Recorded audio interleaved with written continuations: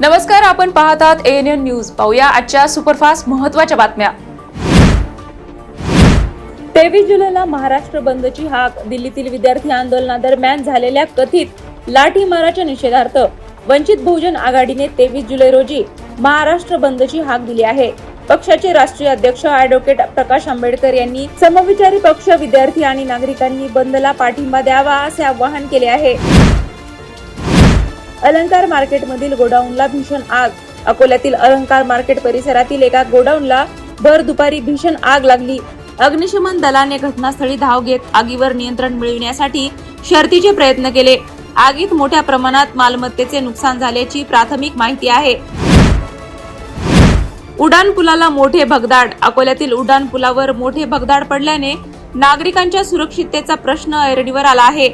या घटनेमुळे वाहन चालकांमध्ये भीतीचे वातावरण निर्माण झाले असून तातडीने दुरुस्तीची मागणी होत आहे।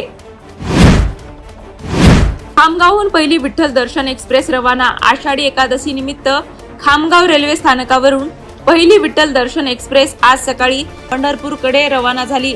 या विशेष रेल्वेतून 1506 भाविक विठ्ठल दर्शनासाठी रवाना झाले।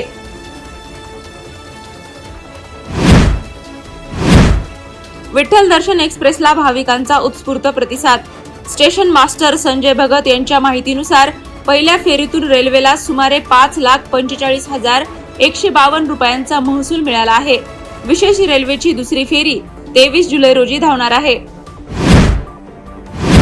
राज्य मंत्रिमंडळाने नागपूर जिल्ह्यातील काटोल येथे नवीन शासकीय उद्यान विद्या महाविद्यालय स्थापन करण्यास मंजुरी दिली आहे। हे महाविद्यालय डॉक्टर पंजाबराव देशमुख कृषी विद्यापीठ अकोला संलग्न असणार असून दरवर्षी 120 विद्यार्थ्यांना प्रवेश दिला जाणार आहे।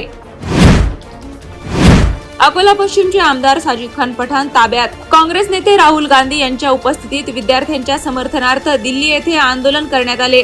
या आंदोलनादरम्यान अकोला पश्चिमचे आमदार साजिद खान पठाण यांच्यासह अनेक नेते आणि कार्यकर्त्यांना दिल्ली पोलिसांनी ताब्यात घेतले। 23 जुलैला महाराष्ट्र बंदीची हाक। वंचित बहुजन आघाडीची घोषणा।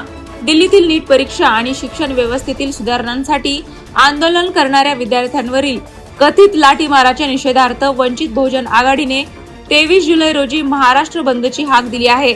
अध्यक्ष ॲडव्होकेट प्रकाश आंबेडकर यांनी ही घोषणा केली। अकोला शहरातील जुना शहर पोलीस ठाणे हद्दीतील किल्ला चौक परिसरातील देशी दारूच्या दुकानात मद्यधुंद तरुणाला मारहाण झाल्याचा कथित व्हिडिओ सोशल मीडियावर व्हायरल झाला आहे।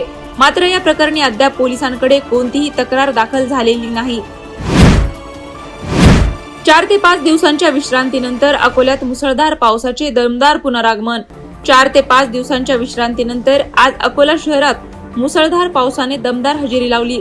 सलग 2 ते 3 तास कोसळलेल्या पावसामुळे वातावरणात गारवा निर्माण झाला असून नागरिकांना उकाड्यापासून मोठा दिलासा मिळाला। अशाच सुपरफास्ट बातम्यांसाठी पाहत रहा ANN न्यूज। नमस्कार।